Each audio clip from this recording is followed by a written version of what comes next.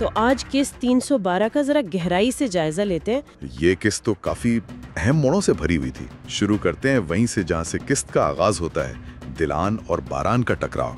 ओह, वो लम्हा, बारान के वो अल्फाज, अगर इस दरवाजे से बाहर गईं तो वापस नहीं आ सकोगी, बहुत सख्त थे। जी बहुत ज्यादा।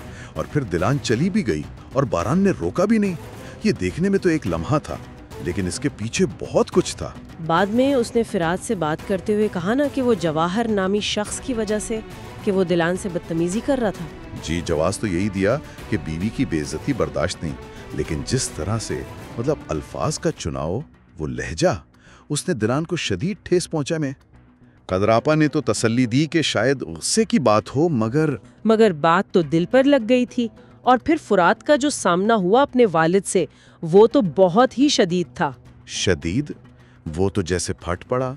उसने कहा, आपने हमेशा मेरी खुशियां छीनी हैं, मुझे इस्तेमाल किया है। और वो अल्फाज कि मैं आपसे नफरत करता हूँ, गुस्से में बोले गए अल्फाज, अना, गलत फहमियाँ, इन सब ने मोहब्बत भरे रिश्तों में दरारें डाल दी। जी, दिलान और बारान अलग, फुरात की खुशी को नजर लग गई, वो भी अपने बाप की वजह से।